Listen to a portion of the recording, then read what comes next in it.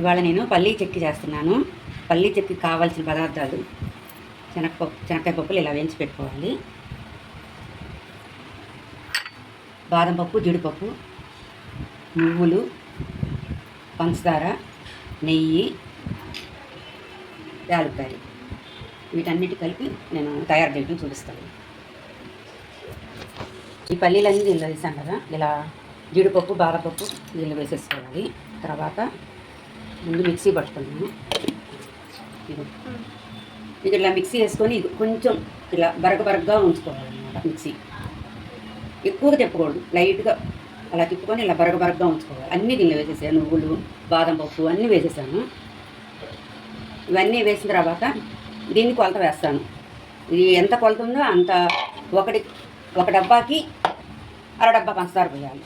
2 కప్పులు ఈ పౌడర్కి 1 కప్పు పంచదార. 2 కప్పులకి 1 కప్పు పంచదార పడుతుంది.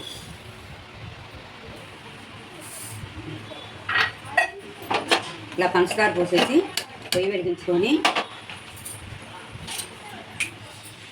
దీన్ని నెయ్యితోనే కరగబెట్టుకోవాలి. ఇది 4 స్పూన్లు నెయ్యి వేయాలి.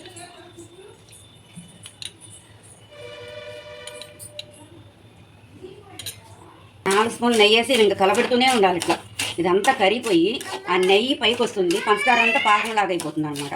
అప్పుడు దాకా కలబెడుతూనే ఉండాలి. ఇప్పుడు ఆ శనగకాయ పప్పుల్లో కూడా మన డ్రై ఫ్రూట్స్ ఏదైనా పిల్లలు తింటలేదు కాబట్టి విడిగా దానిలో ఏదైనా వేసుకోవచ్చు. ఒక్క ముక్క తిన్నా పిల్లలకి తక్కువగా చిన్న తిన్నా కూడా వాళ్ళ బలంగా ఉంటారు పిల్లలు. ఇలా కలబెడుతూ ఉంటే అలా ఉండలు కడుతూ ఉంటుంది అనమాట. ఏ ఉండలు కట్టి నిదానంగా వెంటనే పాకంలాగా వచ్చేస్తుంది. అలా కలబెడుతూనే ఉండాలి.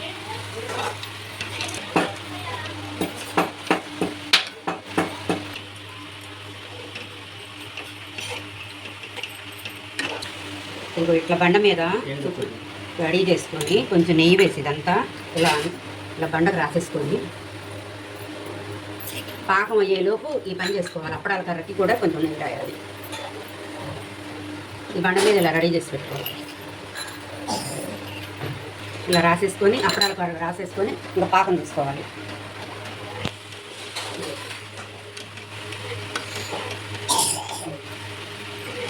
ఇంకో పాకం అంతా కూడా పంచదార అంతా కరిగిపోయి పాకం వచ్చేసింది. ఇంకా కొంచెం రావాలి.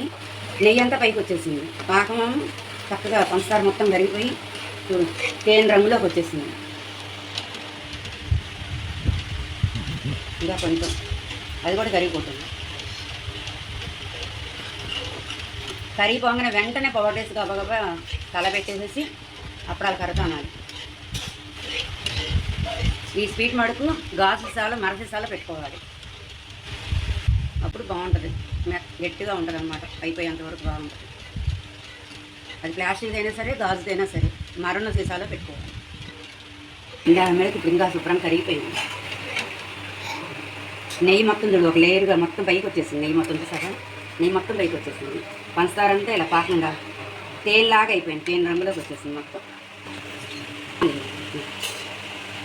ఇంకా యాలక్కాయ పొడి వేసేసాను. ఈ మిశ్రమం మొత్తం కూడా ఇంకా కట్టేసేసి పొయ్యి కట్టేసేసి ఈ పౌడర్ వేసి కలుపుతూ ఉండాలి. ఇట్లా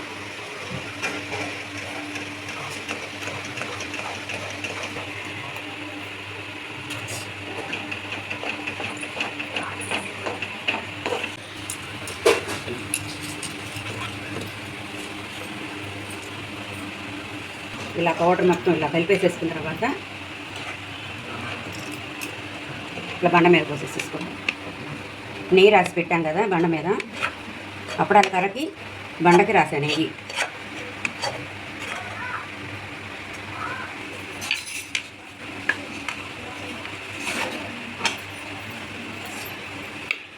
అలా స్పీడ్గా అనేసేసుకోవాలి, లేకపోతే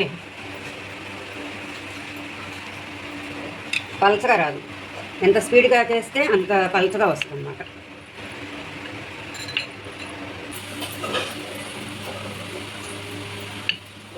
పలచగా చెక్కలాగా వచ్చేస్తుంది అన్నమాట. నెయ్యి రాసుకుంటూ కొంచెం కప్పడాల వరకు నాకు అనుకుంటే బాగా పలచగా వచ్చేస్తుంది.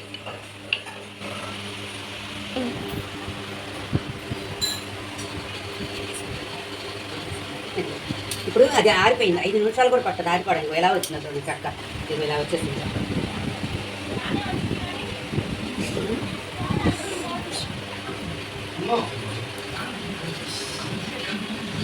ఇప్పుడు ఇలా వచ్చిన చక్కని ఇలాంటి గాజు కానీ ప్లాస్టిక్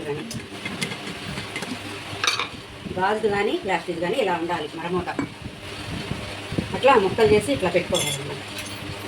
అది ఒక 15 రోజుల దాకా ఉంటుంది అన్నమాట ఈ స్వీట్. ఇలా ముక్కలు చేసి ఇలా పెట్టుకోవాలి, ఇలా స్టోర్ చేసుకోవాలి.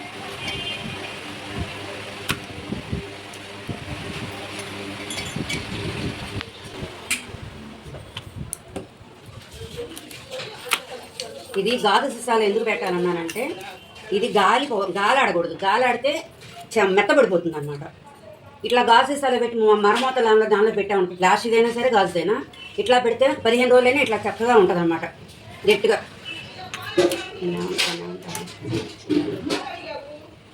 మనం ఎలా పెట్టామో, ఎంత గట్టిగా స్టిప్గా ఉందో ఆ తర్వాత కూడా 15 రోజుల తర్వాత కూడా ఇలానే ఉంటుంది. దీనికల్లా ఈ స్వీట్ కల్లా నెయ్యితో పాకం పట్టడం, ఈ గాజు సీసా మరణ మూతలో పెట్టడం, ఈ 2 స్పెషల్ అన్నమాట. దీనికి మడుగు ఈ 2 చేయాలి.